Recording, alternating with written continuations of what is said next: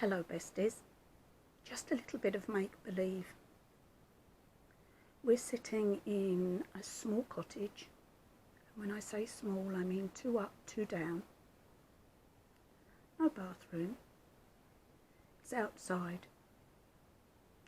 It's a small wooden shack and it's cold when you go and you have to take a candle and watch that you don't wander off the path in the dark. The lady of the house sits patiently by and watches her babies. From where she sits, she can see the candle flickering. There's no electric in this house, because this is well before electricity was taken to the hills. They live close to the sea, but back from its ferocious waves. They hear the gulls screech, night and day. They don't care. It's normal to them, and sometimes they don't even notice the noises that go on. She sits silently. She waits for one of her babies to wake to be fed, and she watches the other, who she's already fed, and hopes will soon be resting. She can hear the breeze outside, the winds howling through any trees that border the little cottage. She knows that if she goes outside, it will only be moments before she reaches the edge of the cliff. The cliff looks down over the sea, and she sometimes, when it's summer, stands there and watches the waves as they hit into the lower reaches of the rocks down below near her home. Her husband, James, works on the fishing boats. He leaves ridiculously early in the morning and sometimes doesn't come back for 2 or 3 days. That is, of course, if they don't have a find of a shoal of fish. She loves her life because she loves James and she loves her babies. The other 3 children are tucked up in bed over in the corner of the small one room that they live in mainly.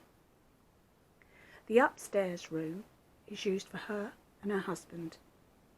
The downstairs room is the children's domain. The fire is lit and it crackles in the background. If you close your eyes, you can just hear the crackling and the slight spit of the wood as it sends out a spark. The smoke escapes up the chimney, but some of it lingers in the room. The smell of smoke. It makes her feel quite comfortable. She checks the candle to make sure there's enough. She looks at her fingernail that's covered in wax from the last time she trimmed it. She looks at her book and doesn't dare open it yet, for she knows as soon as she does, her daughter will start to moan. Her son, Jacob, has been asleep for ages. He's the bigger of the twins, and quite a sleeper and an eater, but he's sleeping well today. He doesn't seem to want to take his bottle, but it's there and ready for when he awakes. Her other little girl, the smaller of the twins, Wren. She might be small, but she eats and sleeps well. Her bottle is always taken on time, and she's happy, a happy little soul.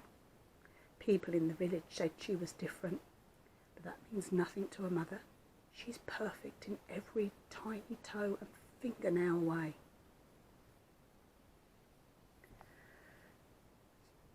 The mother had her children in close succession.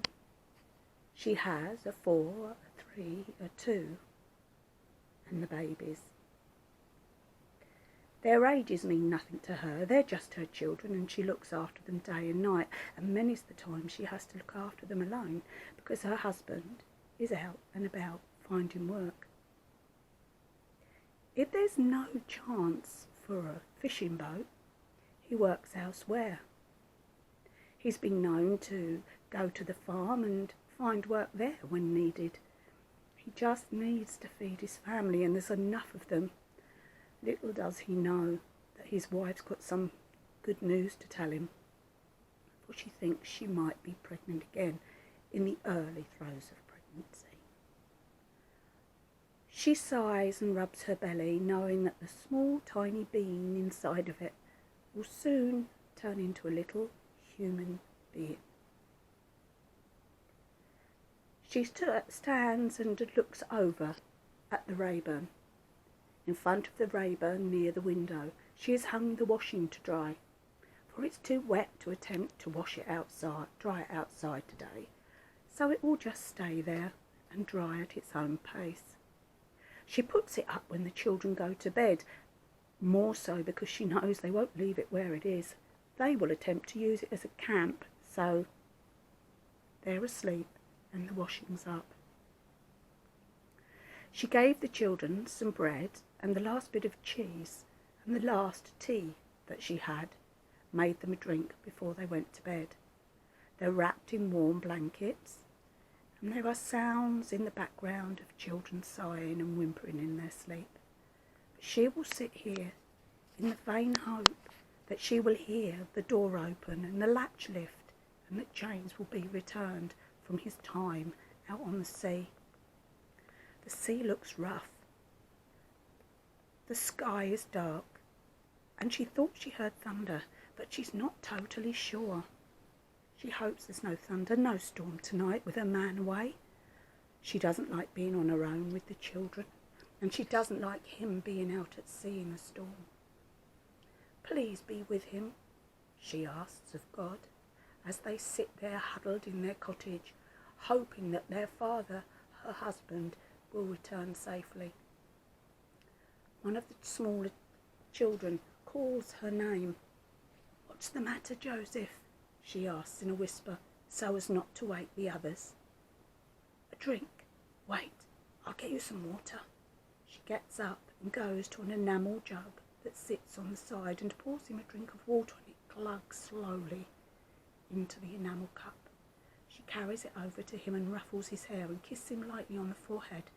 "Drink quietly, my son," she says. "Don't wake the others." "Daddy," he says. "Not yet, my darling," she repeats. "Soon. Now drink and sleep." She waits for a moment by the child's side, takes the cup and smooths his hair and tucks him in. She looks at the others just laying beside him. One of them has rather flushed cheeks. "Oh, I hope they're not coming down with a fever or any kind of cold," she says, "but it can't be helped." She goes back to her seat by the fire, by the two youngest, and patiently waits for her man to return. The howling wind really does seem to pick up, and she hears a crack of thunder in the distance and waits. "Oh no," she thinks to herself, "it's over the sea, it's not over the house, it's far enough away." She's not fear for herself, she doesn't fear for the children, they're safe in their cottage, but her husband and his buddies out at sea are not. "Maybe," she says, "maybe if I sit here and wait and read my books once all the children are asleep, I will be able to make it through the night and see the morning." She fears to sleep when her husband isn't there. She doesn't exactly feel safe alone with the children. What could she do if a robber was to come, a highwayman, or any such person? She had never been very brave, not even brave when she'd lived at home with her mother and 6 siblings. Her father too was out, but his was never for work. His was for beer. Mother worked, mother worked, mother worked.